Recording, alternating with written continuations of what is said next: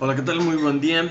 Bienvenidos a nuestra reunión virtual después de un par de semanitas de pausa con el domingazo y el domingo de la Cena del Señor. Regresamos esta mañana con nuestro estudio del libro de Jueces. Y como decía el profeta Oseas, el pueblo sin entendimiento caerá, ¿no? Y Proverbios 11, versículo 14 dice, donde no hay dirección sabia, caerá el pueblo. Entonces, tenemos que considerar nosotros, si somos pueblo de Dios, debemos pensar, ¿tenemos entendimiento o no? ¿Tenemos dirección sabia o no? ¿Y de dónde la sacamos, no? Porque en teoría se supone que debemos de sacar esta dirección, esta sabiduría de la Biblia. Y Proverbios 11:14 completo dice, donde no hay dirección sabia caerá el pueblo, mas en la multitud de consejeros hay seguridad. Y eso es lo que tratamos de buscar cuando vamos a la Biblia, tratar de buscar esta sabiduría que nos da seguridad, porque estamos aplicando la sabiduría de Dios. Entonces es un pueblo que no, o sea, no es sabio, digamos, porque tiene ley, sino es solamente sabio si la aplica. Entonces, esta mañana vamos a seguir con una historia que pues, puede parecer una historia normal, pero sabemos que estamos en el libro de Jueces, en la época de los jueces, en donde sí tenían ley, pero no tenían rey. Y esto nos lleva a la pregunta, ¿quién los estaba gobernando? O sea, tenían la ley, pero no la estaban aplicando. Entonces, ¿podemos pensar que era un pueblo sabio? Pues claramente no. Entonces, con esta historia debemos de pensar, ¿y qué tal nosotros? ¿Estamos siendo sabios? ¿Estamos aplicando lo que Dios nos dice? ¿Estamos aplicando su sabiduría o no? Entonces acompáñame, vamos a leer el capítulo 18 del libro de Jueces. Está un poquito largo, pero es una sola historia, entonces de corridito como que se entiende más. Dice así, en aquellos días no había rey en Israel, y en aquellos días la tribu de Dan buscaba posesión para sí donde habitar, porque hasta entonces no había tenido posesión entre las tribus de Israel. Y los hijos de Dan enviaron de su tribu 5 hombres de entre ellos, hombres valientes de Sora y Estaol, para que reconociesen y explorasen bien la tierra. Y les dijo, id y reconoced la tierra. Y estos vinieron al monte de Efraín hasta la casa de Micaía, y ahí posaron. Cuando estaban cerca de la casa de Micaía, reconocieron la voz del joven levita, y llegando allá, le dijeron, ¿qué te ha traído acá? ¿Y qué haces aquí? ¿Y qué tienes tú por aquí? Él le respondió, de esta y de esta manera ha hecho conmigo Micaía, y me ha tomado para que sea su sacerdote. Y ellos le dijeron, pregunta pues ahora a Dios para que sepamos si ha de prosperar este viaje que hacemos. Y el sacerdote le respondió, id en paz delante de Jehová, está vuestro camino en que andáis. Entonces aquellos 5 hombres salieron y vinieron a Lais, y vieron que el pueblo que habitaba en ella estaba seguro, ocioso y confiado, conforme a la costumbre de los de Sidón, sin que nadie en aquella región les perturbase en cosa alguna, ni había quien poseyese el reino, y estaban lejos de los sidonios y no tenían negocios con nadie. Volviendo pues ellos a sus hermanos en Sora y Estaol, sus hermanos le dijeron, ¿qué hay? Y ellos respondieron, levantaos, subamos contra ellos, porque nosotros hemos explorado la región y hemos visto que es muy buena, y vosotros no haréis nada. No seáis perezosos en ponernos en marcha para ir a tomar posesión de la tierra. Cuando vayáis, llegaréis a un pueblo confiado y a una tierra muy espaciosa, pues Dios la ha entregado en vuestras manos, lugar donde no hay falta de cosa alguna que haya en la tierra. Entonces salieron de ahí, de Sora y de Estaol, 600 hombres de la familia de Dan, armados de armas de guerra. Fueron y acamparon en Kiriat Jearim, en Judá, por lo cual llamaron aquel lugar del campamento de Dan hasta hoy. Está al occidente de Kiriat Jearim. Y de ahí pasaron al monte de Efraín y vinieron hasta la casa de Micaía. Entonces aquellos 5 hombres que habían ido a reconocer la tierra de Lais dijeron a sus hermanos, ¿no sabéis que en estas casas hay efod y terafines y una imagen de talla y una de fundición? Mirad por tanto lo que habéis de hacer. Cuando llegaron allá, vinieron a la casa del joven levita en casa de Micaía y le preguntaron cómo estaba. Y los 600 hombres, que eran los hijos de Dan, estaban armados de sus armas de guerra a la entrada de la puerta. Y subiendo los 5 hombres que habían ido a reconocer la tierra, entraron allá y tomaron la imagen de talla, el efod, los terafines y la imagen de fundición. Mientras estaba el sacerdote a la entrada de la puerta con los 600 hombres armados de armas de guerra, entonces pues aquellos en casa de Micaía tomaron la imagen de talla, el efod, los terafines y la imagen de fundición. Y el sacerdote les dijo: ¿qué hacéis vosotros? Y ellos respondieron: calla, pon la mano sobre tu boca y vente con nosotros para que seas nuestro padre y sacerdote. Es mejor que seas tú sacerdote en casa de un solo hombre que de una tribu y familia de Israel. Y se alegró el corazón del sacerdote, el cual tomó el efod y los terafines y la imagen y se fue en medio del pueblo. Y ellos se volvieron y partieron y pusieron los niños, el ganado y el bagaje por delante. Cuando ya se habían alejado de la casa de Micaía, los hombres que habitaban en las casas cercanas a la casa de Micaía se juntaron y siguieron a los hijos de Dan. Y dando voces a los de Dan, estos volvieron su rostro y dijeron a Micaía: ¿qué tienes, que has juntado gente? Él respondió: tomasteis mis dioses que yo hice y al sacerdote y os vais. ¿Qué más me queda? ¿Por qué pues me decís qué tienes? Y los hijos de Dan le dijeron: no des voces tras nosotros, no sea que los de ánimo colérico os acometan y pierdas también tu vida y la vida de los tuyos. Y prosiguieron los hijos de Dan su camino. Y Micaía, viendo que eran más fuertes que él, volvió y regresó a su casa. Y ellos, levantando las cosas que había hecho Micaía juntamente con el sacerdote que tenía, llegaron a Lais, al pueblo tranquilo y confiado, y los hirieron a filo de espada y quemaron la ciudad. Y no hubo quien los defendiese, porque estaban lejos de Sidón, y no tenían negocios con nadie. Y la ciudad estaba en el valle que hay junto a Bet-rehob. Luego reedificaron la ciudad y habitaron en ella. Y llamaron el nombre de aquella ciudad Dan, conforme al nombre de Dan, su padre, hijo de Israel, bien que antes se llamaba la ciudad Lais.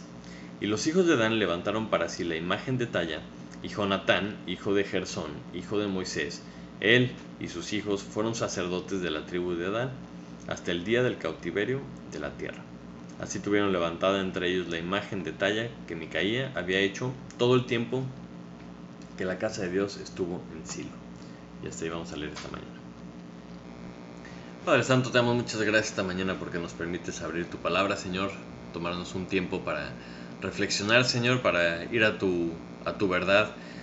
Padre, te pido que nos ayudes a ser sabios, a poner en práctica lo que tú nos enseñas, Señor, para que nuestra vida sea un reflejo de lo que tú quieres que sea, Señor. Te pedimos que te podamos glorificar con lo que hacemos, con lo que somos, y te pedimos, Señor, que nos ayudes a transformarnos y a renovar nuestro entendimiento con tu palabra, Señor. Te lo pedimos en el nombre de Jesús. Amén. Muy bien. Entonces, como les decía la semana pasada, bueno, el capítulo anterior, veíamos que viene una serie de historias que estaban entrelazadas en la historia del libro de los jueces. Y es importante posicionar bien la historia para que entendamos más o menos qué estaba pasando, quiénes estaban y demás. Entonces vemos aquí claramente que no había rey en Israel, ¿no? Porque estábamos en la época de los jueces, pero sí sabemos que ya tenían la ley. Y este pasaje nos da algunas pistas de cuándo más o menos sucede y qué estaba pasando en esos momentos. Entonces, para empezar, dice que estaba la tribu de Dan y que todavía no tenían posesión, ¿no? Y esto nos habla de que era pues bastante al principio de la época de los jueces. Si me acompañas rápidamente a Josué, capítulo 19, versículo 40, ahí habla un poquito de las suertes que repartieron a los de Dan, y es interesante porque habla de Sora y de Estaol. Dice Josué 19:40, la séptima suerte correspondió a la tribu de los hijos de Dan conforme a sus familias, y fue el territorio de su heredad: Sora, Estaol, Irsemes, Saalón, Ajalón, Getla, Elón, Tibnat, Ecrón, Elteque, Gibetón, Baalat, Jeud, Beneberac, Gat-Rimón, Mejarcón y Racón, con el territorio que está delante de Jope. Y les faltó territorio a los hijos de Dan, y subieron los hijos de Dan y combatieron Lesem, y tomándola la hirieron a filo de espada, y tomaron posesión de ella y habitaron en ella, y llamaron a Lesem Dan, el nombre de Dan su padre. Entonces, desde el libro de Josué, vemos que, como sabíamos, ¿verdad? Que el escritor de Josué como que adelanta un poquito la historia. Vemos que aquí Lais y Lesem es la misma ciudad y los hijos de Dan buscaron más territorio y van y conquistan Lais. Pero si nos vamos al principio del libro de los jueces, es un poco más claro el por qué les había faltado territorio. En el capítulo 1, versículo 33, está hablando que varias de las tribus no arrojaron a los que habitaban en esas tierras. Y uno de los que no arrojaron a los moradores de la tierra que les había tocado en suerte era la tribu de Dan, como dice el versículo 34. Dice: los amorreos acosaron a los hijos de Dan hasta el monte y no los dejaron descender a los llanos. Entonces solamente se quedaron en los montes porque los amorreos pues no los pudieron derrotar, ¿verdad? Entonces por esa causa les faltó territorio, como quien dice, no hicieron bien su conquista. Y como que nos ponemos a pensar lo que hicieron algunas de las tribus, que si Dios estaba con ellos, pues no había forma de que no sacaran a los pueblos que les había dicho Dios que les iba a sacar. Entonces, como no confiaron en Dios, como no hicieron bien las cosas, entonces les faltó territorio. Y estamos empezando así para entender qué estaba pasando en la tribu de Dan. Y con esta tribu interactúan en este pasaje Micaía y el sacerdote que habíamos visto en el capítulo 17, ¿no? Y son estas personas que tampoco estaban obedeciendo, tampoco estaban haciendo las cosas bien. Y este sacerdote no era un sacerdote de Dios, sino que era un sacerdote de Micaía y de su casa, y que le había puesto sobre el culto, ¿verdad?, de estas imágenes talladas, imágenes de fundición que había hecho Micaía. Entonces, ¿qué pasa con estos personajes? ¿No? Y es muy al principio del tiempo de los jueces. Entonces, ahora sí, con esto en mente, vamos a ver en estos tiempos que no había rey en Israel y cada uno hacía lo que bien le parecía. Y vamos a identificar, entonces, si no había rey, ¿quién gobernaba a estas personas? O sea, es decir, ¿quién manda en la vida de cada uno de los grupos de personas que vemos en esta historia? Porque está la tribu de Dan, está Micaía, está el sacerdote y están estas personas de Lais. Y vamos a tratar de ver cómo, a pesar del lenguaje que utilizan los de Dan, a pesar del lenguaje que utiliza la gente de Micaía, ¿verdad? Hablan de conquistar la tierra, dicen que Dios esto y Dios lo otro, el sacerdote, ¿no? A pesar de todas las palabras que utilizan y al parecer un lenguaje muy correcto, pues las apariencias engañan. Si no leemos, ¿verdad?, con cuidado, podríamos pensar que están haciendo las cosas bien, pero si nos metemos un poquito más a detalle nos damos cuenta de que no es así. Entonces, estudiando la vida y las acciones de estas personas, vamos a preguntarnos al final, ¿quién gobierna nuestra propia vida? O sea, verdaderamente, ¿quién está a cargo de nuestra vida? Entonces vamos a empezar con la tribu de Dan. Dan, en este pasaje, aparentemente está haciendo la voluntad de Dios. ¿Por qué? Pues porque están conquistando el territorio. Entonces, dice que, como les decía al principio, ¿no? ¿Por qué estaban buscando más territorio? Porque lo habían hecho mal. O sea, les faltó territorio porque no sacaron a los amorreos. Entonces ya por ahí empezamos mal. Y el versículo 2 nos dice que envían unos espías, que ya estaban en Sora y Estaol, y envían a unos espías, ¿ok? Y estos espías recorren toda la tierra y es algo muy difícil de hacer porque este pueblo de Lais está hasta la parte más al norte de todo el territorio de Israel. Entonces, de hecho, están ahí cerca de Sidón y de Tiro. Y se van hasta el norte y llegan a un valle que es un valle pues espectacular, ¿no? Si lo buscas en el mapa o si ves dónde está físicamente, o sea, está rodeado de montañas, tiene ríos, tiene lagos, tiene bosque, tiene espacio para sembradíos. Entonces era un territorio verdaderamente que llamaba la atención. Y se ve que buscaron mucho estos espías hasta que encontraron un pueblo con estas características. Un pueblo confiado, ocioso, ¿verdad? Como dice el versículo 7, que estaba seguro, ¿no? Estas palabras, estas características que estaban buscando estos espías. Dice que conforme a la costumbre de los de Sidón, sin que nadie en aquella región les perturbase en cosa alguna, ni había quien poseyese el reino. Y te pones a preguntar, o sea, ¿por qué les gustó ahí? No, había muchos otros territorios, pero, o sea, ¿por qué se van con un pueblo así? Pues la respuesta más humana sería, pues porque se van por lo fácil, ¿no? Porque en realidad podían haber conquistado cualquier lugar, o sea, cualquier pueblo con gigantes o con ejército, con muralla o con lo que fuera. Si su confianza hubiera estado puesta en Dios, hubieran conquistado cualquier pueblo. Pero vemos, ¿verdad?, cómo en realidad buscaron un lugar que fuera fácil de conquistar. Y encima, con las palabras que utilizan, como que espiritualizan sus acciones. Mira cómo hablan en el versículo 8.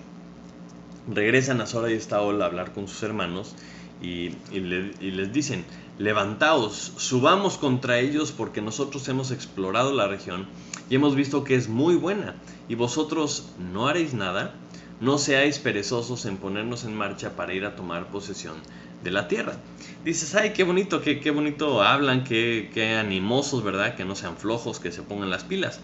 Pero, o sea, en el contexto de ya lo que habíamos visto de Dan, como que esto no está tan espiritualizado. O sea, ¿por qué no dijeron esto mismo con los amorreos? ¿Por qué no dijeron eso mismo cuando estaban siendo atormentados por los amorreos y no pudieron vencerlos, verdad? Y en esta ocasión mandan a 600 hombres de la familia de Dan armados con sus armas de guerra. Y la verdad, pues 600 hombres son muy pocos. Entonces yo creo que según sus cálculos han de haber pensado, pues con eso tenemos, ¿verdad? Porque es un pueblo que está papando moscas, está muy relajado y no se le esperan. Y otra de las cosas que vemos con estos espías es que su comportamiento es muy diferente que el de Josué y el de Caleb, que vemos en Números capítulo 13, o es muy diferente a los espías que fueron a Jericó en Josué capítulo 2, porque esos espías no iban buscando la voluntad de Dios, o sea, no iban confiados en que Jehová les iba a dar la victoria, porque iban específicamente buscando un pueblo que fuera un poquito más fácil de conquistar. Pero fíjate que en su camino se desvían y se van hacia la casa de Micaía. Y llegan a la casa de Micaía y empiezan a platicar con el sacerdote, que aparentemente lo conocían. Y dice que reconociendo la voz del joven levita, le dijeron: ¿Quién te ha traído acá? ¿Qué haces aquí? ¿Y qué tienes tú por aquí? Y le responde, ¿no?, el sacerdote y les dice: de esta y de esta manera ha hecho conmigo Micaía, y me has tomado para que sea su sacerdote, ¿no? Y ellos dijeron: qué padrísimo, ¿verdad? Entonces dice: pregunta pues ahora a Dios para que sepamos si ha de prosperar este viaje que hacemos. Y el sacerdote les respondió: id en paz, delante de Jehová está vuestro camino en que andáis. Entonces llegan y le preguntan al sacerdote: ¿qué hace aquí? Y pues él les platica, ¿no? Pues esto pasó y Micaía me hizo su sacerdote y tengo estas imágenes y terafines y efod, y seguramente les contó todo el chisme.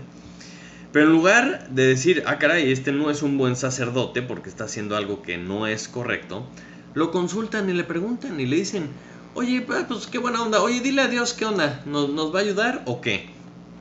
Y esto me llama la atención porque ya tenían ellos la ley, y en Deuteronomio 17, versículos 2 al 5, dice: ¿qué tenías que hacer cuando encontraras una persona idólatra?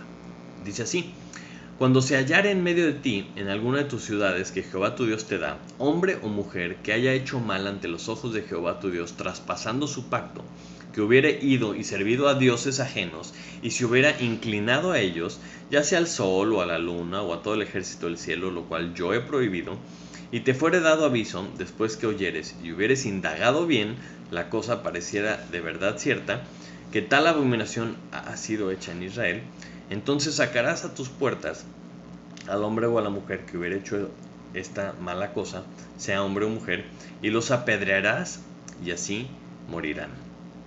Entonces la ley ya era muy clara, ya decía qué hacías si te topabas en alguna de las ciudades de Israel con alguien que se estuviera inclinando, ¿verdad?, a alguno de estos dioses falsos. Entonces la tribu de Dan, estos espías, en vez de obedecer lo que Dios decía, obedecer la ley, le dan cuerda a este sacerdote, encima consultan: pregúntale a Dios. Y obviamente les contesta: sí, claro que sí, Dios está con ustedes, ¿verdad? Ja. Pero es interesante que no termina ahí, lo mal que hicieron estos espías. ¿Por qué? En el versículo 12 dice que ya van por todo el ejército de los 600 hombres de Dan y acampan en Kiriat Jearim, y de ahí pasan al monte de Efraín y vienen a casa de Micaía. Y o sea, en lugar de irse directo hacia la conquista o viajar hacia el norte y empezar su conquista, como pues Dios ya les había dicho, ¿verdad? Dice que ya les había dicho que los iba a bendecir en su camino, no se van derechos, sino que se van otra vez ya con estos hombres a casa de Micaía. Y les pregunta los espías a los 600 hombres: ¿no sabéis que en estas casas hay efod y terafines y una imagen de talla y una imagen de fundición? Y les dice: mirad por tanto lo que habéis de hacer. ¿Cómo que mirad por tanto lo que habéis de hacer? Pues lo que habéis de hacer es sacar a toda esa casa y apedrearla para deshacer la maldad de Israel. Pero pues no, ¿verdad? Claro que no. Mejor, ¿qué tal si nos robamos los ídolos, el efod, los terafines, y nos llevamos al sacerdote y lo dejamos en nuestra tribu? Y es exactamente lo que hacen, ¿verdad? Entran a la casa, agarran los terafines, las imágenes, la de fundición, y al sacerdote, y se lo llevan. Y el versículo 27 dice que, llevando las cosas que había hecho Micaía juntamente con el sacerdote que tenían, llegaron a Lais, al pueblo tranquilo y confiado, y los hirieron a filo de espada y quemaron la ciudad. Entonces acaban llevándose todo, todas estas cosas, y de esta forma establecen la ciudad más al norte de todo el territorio de Israel. Por eso se dice desde Dan hasta Beerseba, lo más al norte y lo más al sur. La ciudad de Dan es la más al norte. Pero lo tremendo es que oficialmente establecen la primera ciudad idólatra de toda la tierra prometida. Y dice el versículo 30 que los hijos de Dan levantaron para sí la imagen de talla, y Jonatán, hijo de Gersón, hijo de Moisés, él y sus hijos fueron sacerdotes en la tribu de Dan hasta el día del cautiverio de la tierra. Así tuvieron levantada entre ellos la imagen de talla que Micaía había hecho todo el tiempo que la casa de Dios estuvo en Silo. Entonces vemos cómo nace aquí un culto, nace aquí una religión con sacerdotes chuecos, con ídolos, que dura hasta la cautividad. Dice todo el tiempo que estuvo la casa de Dios en Silo. Podemos ver cuánto tiempo fue esto, porque más adelante, cuando los filisteos se roban el arca, ¿no? Que la llevan dizque para ganar la batalla y acaban perdiendo el arca los hijos de Eli, en 1 Samuel 4, y el Salmo 78 habla de esto. Pero lo importante es que sucede 250 años después de que levantaron esta imagen de talla y este culto diferente. Acompáñenme rápidamente a Salmo 78, versículo 60. Dice: dejó por tanto el tabernáculo de Silo, la tienda en que habitó entre los hombres, y entregó a cautiverio su poderío y su gloria en mano del enemigo. Entregó también su pueblo a la espada y se irritó contra su heredad. ¿No? Este salmo está hablando de este momento cuando se fueron en cautividad con los filisteos, ya la nación de Egipto, de Israel. Entonces sus acciones, las acciones de esta tribu, introducen una gran maldición en la tierra, ¿no? Cuando hemos estado estudiando Jueces, que dice: hicieron lo malo ante los ojos de Dios, pues es exactamente esto. A esto se refería cuando hicieron lo malo. Levantaron dioses, hicieron este tipo de cultos falsos, ¿verdad? Y la consecuencia pues ya la hemos visto en todo el libro de los Jueces. Entonces la tribu de Dan no estaba gobernada por Dios, como lo había establecido Josué. No estaba gobernado por la ley, ¿no? Porque claramente no le estaban obedeciendo. Estaban siguiendo un sacerdote idólatra, aunque era el nieto de Moisés. Y esto se me hace tremendo, ¿no? Es un currículum impresionante como levita decir: soy nieto de Moisés. Pero estaba lejos de la voluntad de Dios. Estaban lejos de Silo, porque estaban hasta el mero norte. A lo mejor decían: híjole, es que nos da flojera, ¿verdad? Nos da flojera ir hasta Silo a adorar a Dios. Pero ¿esto es justificación para tener ídolos? Pues claro que no, ¿verdad? Porque esto va completamente en contra de la voluntad de Dios. Entonces la tribu de Dan no estaba gobernada por Dios y no estaba gobernada por la ley de Dios. Pero en este pasaje también vemos la interacción que la tribu de Dan tiene con este tal Micaías. No sé si te acuerdas de este supersticioso religioso que había inventado sus propios dioses, que se había robado la plata de su mamá, y está siguiendo a este, entre comillas, siguiendo a este sacerdote levita. Pero de pronto llegan unos hombres armados, ¿verdad?, de la tribu de Dan, y se roban su dios. Y mira la reacción que tiene Micaías. Entonces, cuando se había alejado de la casa de Micaías, los hombres que habitaban en las casas cercanas a la casa de Micaías se juntaron y siguieron a los hijos de Dan. O sea que había varios ahí molestos con que se habían llevado a sus dioses, ¿verdad? Y dando voces a los de Dan. Estos volvieron su rostro y dijeron a Micaías: ¿qué tienes, que has juntado gente? O sea, ¿qué traes, no? O sea, ¿qué vas a pelear o qué? Y él respondió: Tomasteis mis dioses que yo hice, y al sacerdote, y os vais. ¿Qué más me queda? Qué dramático, ¿no? O sea, ¿cómo que? O sea, ya te llevaste mis dioses, te llevaste mi sacerdote que yo hice, ¿no? Mis dioses que yo hice. ¿Qué más me queda? Entonces me hace curioso que, o sea, ¿en qué había puesto su confianza? ¿En un dios que alguien se podía robar? Por eso veíamos el capítulo anterior, ¿no? Que semejantes a estos dioses son los que confían en ellos, porque parece que no hablan, parece que no piensan, parece que no oyen. Y veíamos que la Biblia habla fuertemente de los ídolos y de lo absurdo que es confiar en un pedazo de madera, o en un pedazo de piedra, o en un pedazo de plata, ¿no?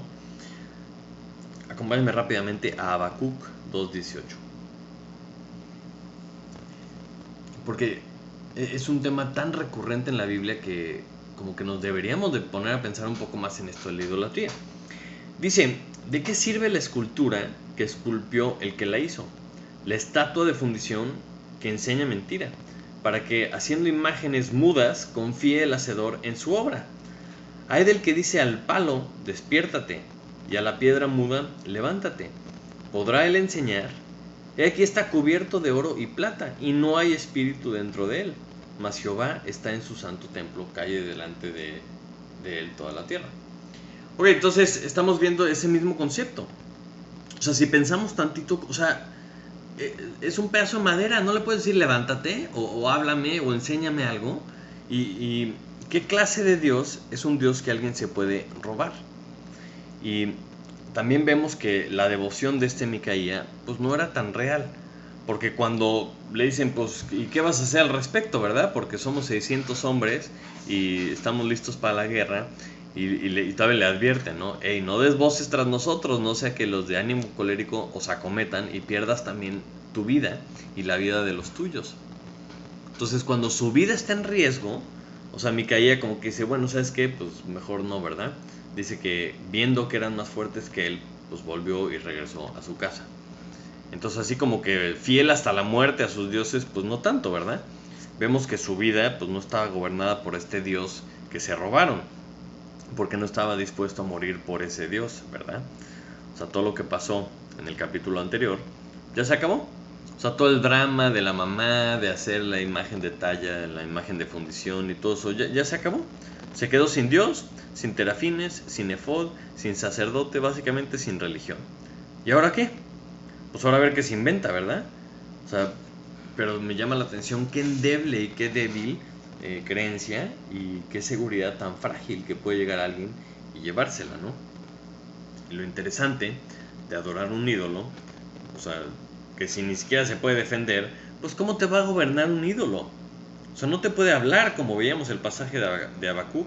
O sea, ¿cómo te va a decir qué hacer? ¿Cómo te va a dar un consejo? ¿Cómo te va a ayudar de alguna forma un ídolo? Entonces, en la idolatría es interesante que el idólatra se gobierna a sí mismo, porque él mismo es el que determina qué es lo que va a hacer, porque básicamente se está inventando lo que él quiere creer. Entonces se gobierna a sí mismo. También vemos a este sacerdote levita, ¿no? Y vemos en el pasaje, tanto en este como en el anterior, que era un hombre de convicciones fuertes. Miren lo que dice, ¿no? En el versículo 3 y hasta el 6 Descaradamente les cuenta qué pasó. Llegan los de Dan y le preguntan, ¿qué hace aquí? Ah, pues fíjate que Micaía hizo una imagen de talla, ¿verdad? Y otra fundición, y me contrató y me dijo que me iba a pagar y que yo iba a ser sacerdote. Ah, perfecto. Entonces descaradamente les cuenta qué pasa, sin temor de que lo fueran a apedrear por idólatra. Y cuando ya ve que no pasa, encima lo consultan y les dice exactamente lo que querían oír, ¿no? Porque ¿está Dios con nosotros? Claro que Dios está con ustedes. O sea, la Biblia no nos dice que consultó a Dios, pero sabemos que estaba dirigiendo un culto idólatra y pues esto no pinta para nada bien. Pero ¿por qué les digo que es un hombre de convicciones fuertes? Porque cuando de repente regresan los de Dan y se empiezan a robar las cosas, los terafines, el efod y demás, le dice, ey, ¿qué están haciendo? Y le contestan los de Dan, versículo 19, calla, pon la mano sobre tu boca y vente con nosotros, para que seas nuestro padre y sacerdote. Es mejor que seas tú sacerdote en casa de un solo hombre que de una tribu y familia de Israel. Y el versículo 20 dice, y se alegró el corazón del sacerdote, el cual tomó el efod y los terafines y la imagen y se fue en medio del pueblo. Unas convicciones bien fuertes, ¿verdad? O sea, su convicción no era la fidelidad hacia Dios o hacia sus dioses, no, tampoco hacia Micaía, no. Su convicción era hacia el mejor postor. Llegan y le ofrecen una promoción, ¿verdad? Y se alegró su corazón. Ya no voy a ser sacerdote de una sola casa, sino de una tribu completa. Pero como levita, o sea, su lugar era como sacerdote de la nación. O sea, ya tenía un propósito de parte de Dios, pero él lo desechó. Desecha el plan de Dios y pues obviamente él no era gobernado por Dios, no era gobernado por la ley, sino estaba gobernado por su corazón y por sus ambiciones que tenía de hacer lo que él quería hacer. Y ya por último vamos a ver a esta gente de Lais, que es un poco diferente porque no era parte del pueblo de Dios, claro que no, era alguna tribu o algo de los de Sidón. Y este pasaje nos describe como un pueblo que estaba confiado, estaba ocioso, tenían paz, estaban seguros, tenían mucha abundancia, ¿verdad? Y dice el versículo 7 que ni había quien poseyese el reino. Es decir, que no tenían magisterio, esa es la palabra que usa. En pocas palabras, nadie los gobernaba. ¿Okay? Y esto habla de un pueblo sin rumbo, un pueblo sin propósito, y pues no tenían negocios con nadie, no tenían necesidad de nada, pero pues por eso vivían como estaban viviendo.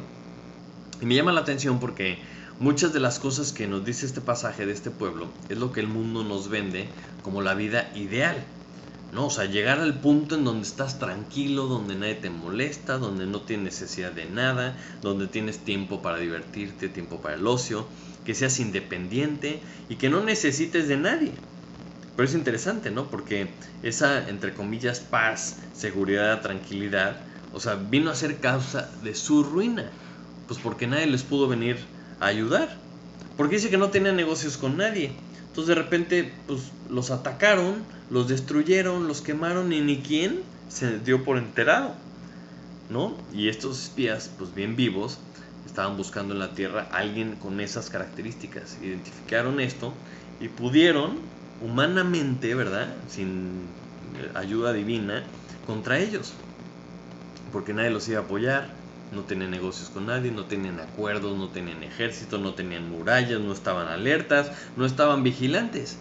Es un pueblo perfecto para ser destruido, ¿no? Entonces, sin que nadie los gobernara, ¿no? Sin que nadie estuviera alerta cuidando sus cosas, pues cualquiera que llegara pudiera haber hecho esto, ¿no?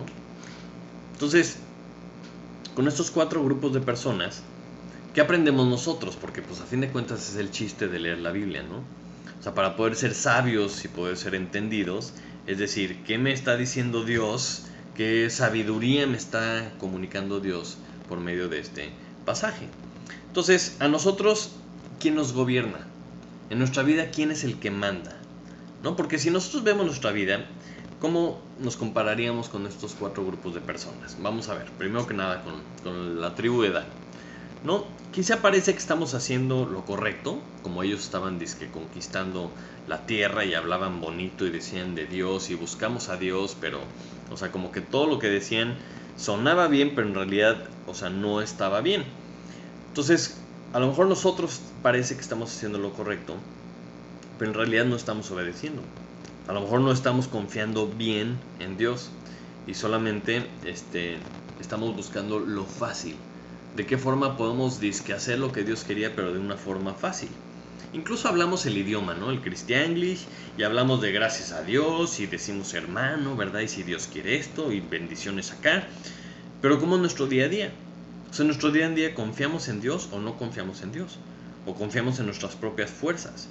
O a lo mejor confiamos en lo que nos dice el mundo. Buscamos personas que nos digan lo que queremos escuchar, o buscamos lo que Dios nos está diciendo. Obedecemos bien y al pie de la letra lo que Dios nos dice. Porque la tribu de Dan consulta con el sacerdote idólatra, y el sacerdote les contesta padrísimo: sí, claro, Dios está contigo. Entonces dijeron: este es el tipo de sacerdote que nosotros queremos, ¿verdad? Entonces muchas veces a nosotros nos gusta que nos digan lo que queremos escuchar, y nos encontramos siguiendo maestros pues que no nos regañan, que no sean tan duros, ¿verdad? Que nos soban la espalda, en vez de seguir a Jesús, que nos dice la verdad. Seguir a Jesús, que nos dice tal cual lo que tenemos que dejar de hacer, lo que tenemos que hacer, cómo debemos de ser. Y decimos: híjole, no, yo voy a por algo más fácil, ¿verdad? O a lo mejor como la tribu de Dan, le hacemos caso a los espías, porque estos espías fueron los que llevaron a estos 600 hombres con toda la gente, los llevaron a la idolatría, como dice Romanos 1:25, ya que cambiaron la verdad de Dios por la mentira, honrando y dando culto a las criaturas antes que al Creador, el cual es bendito por los siglos. Amén. O sea, ¿por qué digo esto? Porque cualquier cosa que tú adores que no sea Dios, pues obviamente es algo creado. Y si es algo de la creación y no es el Creador, entonces estás siendo idólatra. Entonces cuando decimos: ay, bueno, es que yo no alabo a nadie, bueno, o sea, alabar es cuando tú pones cualquier cosa en ese lugar de eminencia, en lo más importante en tu vida. Si no es Dios, estás siendo idólatra. O sea, si tienes tu carrera, si tienes a tu persona, si tienes tu tiempo, si tienes cualquier cosa que tú tengas como lo más importante de tu vida, ese es tu Dios con minúscula. Entonces ese lugar solo lo debe ocupar Dios. Y muchas veces le hacemos caso a personas que nos llevan a la idolatría, que por escucharlos, como estos espías que: miren, aquí hay casa con efod y terafines, que mirad lo que habéis de hacer, como diciéndoles: pues órale, agárrenlo para que les vaya bien, ¿verdad? Muchas veces tomamos esas sugerencias de la gente que está a nuestro alrededor en vez de hacerle caso a Jesús. O a lo mejor nos parecemos más a Micaía, somos más proactivos, ¿verdad? Y nosotros nos fabricamos nuestro propio Dios, ese Dios en nuestra mente que nosotros podemos controlar, que yo lo pongo en una cajita y que yo me siento a gusto con esta creencia o con este Dios, pues porque yo mismo soy el que pone las reglas, ¿no? Pero definitivamente no estoy dispuesto a morir por esto, ¿no? Cuando nuestra seguridad, cuando nuestra comodidad, cuando nuestros gustos se ven en riesgo, a las primeras de cambio nos damos la vuelta y nos regresamos a nuestra casa y buscamos otro Dios, un Dios que se ajuste a nuestra nueva realidad, ¿verdad? Entonces debemos de poner atención. O sea, debemos estar confiando en Dios, en el Dios de veras. Porque como Micaía, si estamos confiando en algo que se puede perder, en algo que alguien se puede llevar, ¿no? Pues entonces no es Dios. O sea, si yo estoy confiando en el dinero, en un proyecto, en la salud, en el trabajo, en la carrera, en la familia, en el yo, en cualquier cosa que se pueda perder, no es Dios. No, o sea, si es algo que se puede llegar a desaparecer, si es algo que puede llegar a irse, si es algo que puede llegar y perderse, como pues con una enfermedad o con una crisis, o sea, si tu Dios con minúscula es algo que se puede derrumbar, entonces no es Dios y nos podemos quedar como Micaía. Entonces debemos de tener el enfoque en lo eterno, o sea, confiar en Dios, en el Dios que no, o sea, nadie se puede llevar a Dios. O sea, Dios se puede defender solo, me explico, nadie lo tiene que salir a defender. O sea, nosotros estamos siguiendo a un Dios inamovible, o estamos siguiendo algo que se puede desvanecer. O a lo mejor nos parecemos al sacerdote, ¿no? Que estamos buscando hacer nuestra propia voluntad en vez de la voluntad de Dios. Y que la palabra de Dios nos gobierne, que su ley sea la que nos gobierna, o a lo mejor a nosotros nos gobiernan nuestros deseos, nuestras ambiciones, como el sacerdote que se alegró, ¿verdad?, cuando tuvo esta super promoción de ser sacerdote ahora de una tribu. Pero en realidad cuando hacemos esto, lo que estamos haciendo es que estamos desechando el plan de Dios. Le estamos diciendo a Dios: no estoy de acuerdo con lo que tú tienes para mí, yo quiero hacer otra cosa, yo quiero irme por acá. Y alguien empiezas a escuchar ofertas y pues vas a acabar siguiendo al mejor postor. O a lo mejor nos parecemos un poquito a este pueblo de Lais, ¿verdad? Que nos hemos creído la mentira del mundo, que lo que debemos de buscar en esta vida es la felicidad, ¿no? Para poder vivir tranquilos y confiados y en paz y tranquilidad y no tener problemas con nadie y ser independientes, con esa idea falsa de que no necesitamos a nadie. O sea, y es falsa porque, o sea, cuando pensamos que no necesitamos nada, una de las cosas que incluimos en ese nada es a Dios. Entonces, si pensamos que no necesitamos nada, no buscamos a Dios. Entonces, eso es una idea que no puede ser más que diabólica. Porque cuando tú no sientes que necesitas a Dios, pues obviamente no lo vas a buscar. Y menos vas a estar buscando ayuda de tus hermanos para que se muestre el amor, ¿verdad? Para que nos podamos ayudar unos a otros. No. Yo no quiero nada que ver con nadie. A mí déjenme en paz, en mi casa, solito, perfecto. Pero cuando llegue el ataque, cuando llegue el enemigo, cuando lleguen los problemas, pues ¿quién te va a ayudar si estás solo? Entonces, aguas con este engaño. Ese engaño de que no necesito nada, no necesito ni a Dios, claro que no. ¿Ok?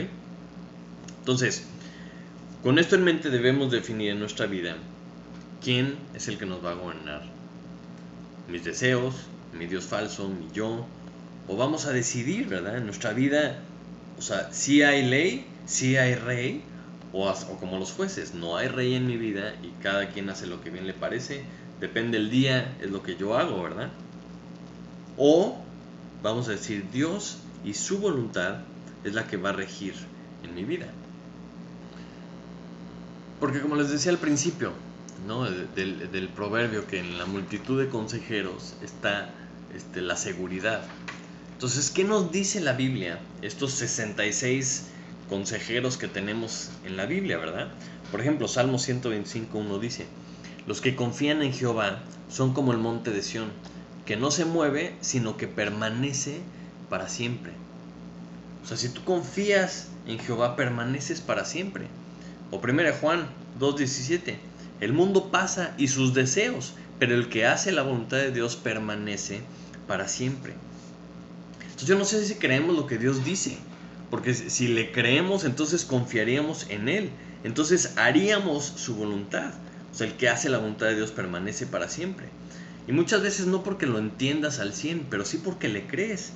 O sea, si tú crees lo que Dios dice, crees y entiendes quién es Él, sabes que es lo mejor para ti, entonces obedeces. Entonces, si tú eres parte del pueblo de Dios, si tú eres una persona que ha creído en Jesucristo, entonces por precio fuiste comprado. Si tú crees esto, lo lógico sería que lo vivieras. O sea, así como Dios rescató a Israel de Egipto, ¿no?, y les dejó su ley, lo mínimo que podían hacer era obedecerlo, simplemente por ese agradecimiento de haberlo sacado de allá. Pero vemos que pasó una generación, ¿verdad? Y cachito después de que salen de Egipto, y ya se desviaron. O sea, un par de generaciones después ya están completamente desviados. A la segunda ya estaban desviados. Entonces, si en verdad tú has sido rescatado por Dios, si has sido liberado del pecado, si eres hijo de Dios, como dice 1 Corintios 6:20, porque habéis sido comprados por precio, glorificad pues a Dios en vuestro cuerpo y en vuestro espíritu, los cuales son de Dios. Pero muchas veces no entendemos que tenemos dueño. Vivimos como si no tuviéramos dueño. Ese dueño es Dios porque ya nos pagó por un precio. Entonces, ¿por qué vivimos como si no tuviéramos rey? Como si no tuviéramos dueño. Como si no tuviéramos ley. Entonces, o sea, la cuestión de ser un hijo de Dios no es una cuestión de tradición, no es una cuestión de herencia, ¿verdad? Como glorias pasadas, o yo soy parte de este grupo de personas o de este otro, mi papá es fulano, mi abuelo es tal, mi pastor es tal, porque como vemos en esta historia, o sea, ni el nieto de Moisés, ¿verdad?, estaba bien porque se había desviado de la palabra de Dios. Entonces no importa el pasado, esto es algo que lo tienes que decidir tú en tu propia vida. O sea, todo lo que Dios había hecho con Moisés y con Josué, ¡pum!, ya, se desvió. Porque esta generación decidió alejarse de Dios. El nieto de Moisés decidió irse y convertirse en un sacerdote idólatra. Entonces no importa lo que hagan tus papás, tus pastores, tus abuelos, no importa, esto es algo que tú tienes que decidir, o sea, ¿quién te va a gobernar? Y me encanta Dios porque, o sea, sabe cómo somos y sabe que a veces nos motivan ciertas cosas y hay otras personas que los motivan otras cosas, ¿no? Entonces muchas veces nos pone cosas positivas para que te animes y digas, sí, me conviene estar con Dios, perfecto. Pero también muchas veces dice cosas negativas para que pues te motives a lo mejor con que pues si no estás con Dios también te va a ir mal. Pero Dios siempre te pone los dos lados. Pero lo que sí no podemos pensar es que no pasa nada. O sea, que no pasa nada con lo que hacemos, con lo que decidimos, ¿no? No podemos pensar que hay X. O sea, yo creo que Dios está muy ocupado y no le importa lo que yo hago. Y me hace pensar un poco en la mamá de Micaía, ¿no?, que veíamos el capítulo anterior. O sea, ella no sabemos qué la motivó a decir las barbaridades que dijo y las barbaridades que hizo, pero estaba consagrando, ¿no?, la plata para ser un ídolo, estaba desobedeciendo directamente a Dios, estaba diciéndole a su hijo que iba a tener casa de dioses, ¿verdad? Una serie de cosas que dices, bueno, podríamos pensar, bueno, pues que haga de su vida un papalote, ¿no? Que no me importa lo que hace la persona. Pero lo tremendo para mí no es solo que hace un ídolo, ¿no? O sea, diciendo, bueno, pues si era para ella, pues está bien. O sea, la cosa es que lo que ella hizo no solamente le afectó a ella y a su familia, sino que 250 años después seguían sumidos en la idolatría por ese pequeño ídolo que se le ocurrió hacer por alguna razón. Entonces nos hace pensar, a ver, o sea, ese ídolo, ¿a cuántas personas afectó? Ese ídolo, ¿a cuántas personas desvió? Y no solamente estoy hablando de que les fuera mal, como veíamos en el libro de los jueces, de que no estaban dominados y sufriendo un rato, no, sino que a cuántas personas les afectó su eternidad. O sea, porque no pusieron su confianza en Dios por estar siguiendo ese ídolo que hizo la mamá de Micaía. O sea, yo creo que esto es lo más grave de nuestras acciones. O sea, a quienes estamos afectando a nuestro alrededor su eternidad por nuestras acciones, por nuestros ídolos, por nuestra religiosidad, con nuestras rebeliones. O sea, ¿quién está a nuestro alrededor viendo algo? Porque nunca te afecta solamente a ti, ¿no? Porque, o sea, en el momento que tú externas una opinión, o vives y estás poniendo un ejemplo, o sea, la gente de tu alrededor te está viendo, está aprendiendo, está anhelando a lo mejor algo que tú estás haciendo o algo que tú estás diciendo. Y eso para mí es un motivador súper poderoso para hacer lo correcto. Y debemos entender que nuestra vida está disponible para que alguien la gobierne. Es decir, siempre hay una vacante en nuestro corazón de quién vamos a poner ahí para que mande. Y de lo que podemos estar seguro con la multitud de consejeros que nos dice la palabra de Dios, es que si no es Dios, va a ser un desastre. Yo te diría, bueno, a lo mejor como personas es normal que busquemos la paz, ¿no? Que busquemos estar tranquilos. Es algo que tenemos en el corazón, pero tatuado, ¿ok? Pero la Biblia nos dice que eso nunca lo vamos a encontrar en este mundo, ¿no? Porque es un mundo contaminado con pecado. Y nuestra vida, nuestra existencia está manchada con el pecado. Pero esa verdadera paz solamente la encontramos en Jesús. Solamente la encontramos si acudimos a la solución que Dios nos da para poder vivir en la verdadera paz, que es esa paz de la reconciliación con Dios, del sacrificio que Jesús hizo por nosotros para que lo que nosotros nos correspondía, lo que nosotros nos merecíamos, lo haya tomado Él en lugar de nosotros. Y esto no tiene nada que ver con apariencias, no tiene nada que ver con religión, tiene que ver con la fe, o sea, con el creer lo que Dios nos ha dado. Entonces, si tú crees en Jesucristo, tienes paz para con Dios, tienes paz con la persona más importante, ¿verdad? Que es Dios. Y puedes vivir en paz. No significa que tienes una vida sin problemas, pero tienes la paz que sobrepasa todo entendimiento, cuando tu confianza está puesta en Jesús.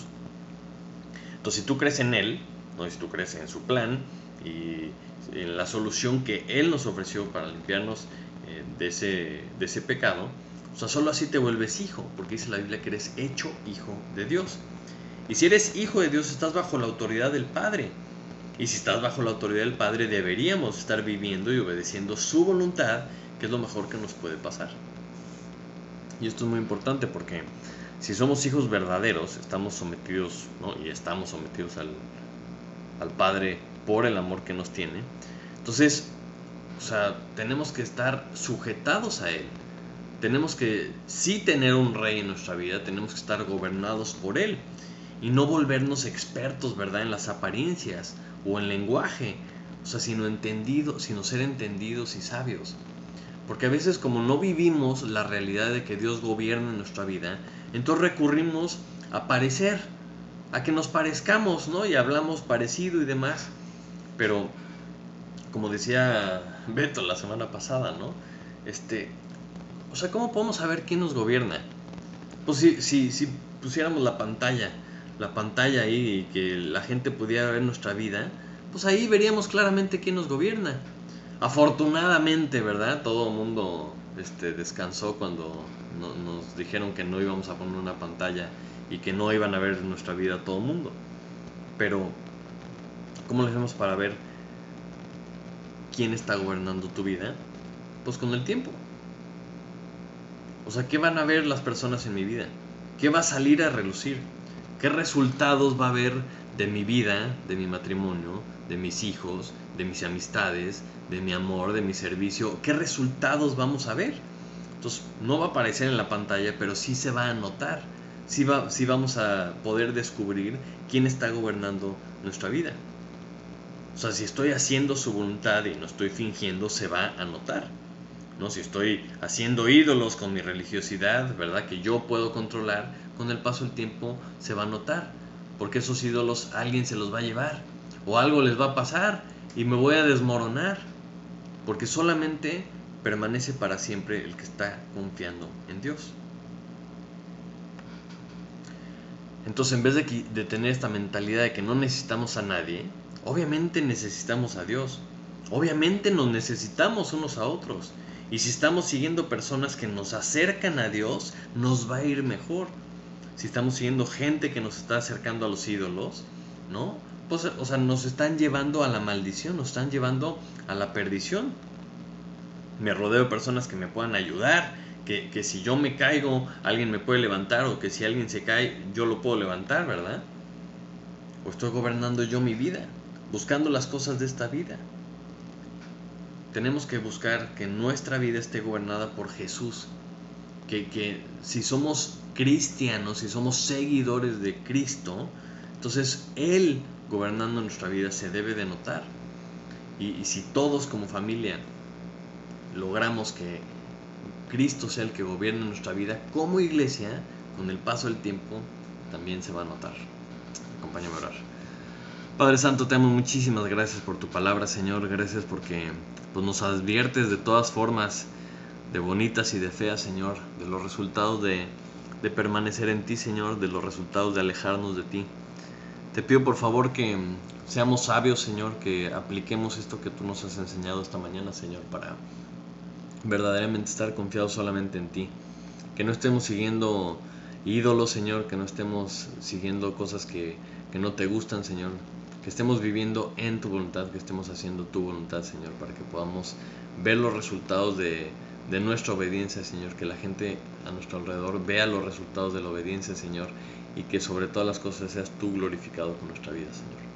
Te pido que nos cuides, que nos guardes y que podamos pues poner esto en práctica en nuestras vidas y como iglesia, Señor. Te lo pido en el nombre de Jesús. Amén. Amén. Pues muchísimas gracias. Que pases una excelente semana. Que Dios te bendiga. Y nos vemos hasta la próxima.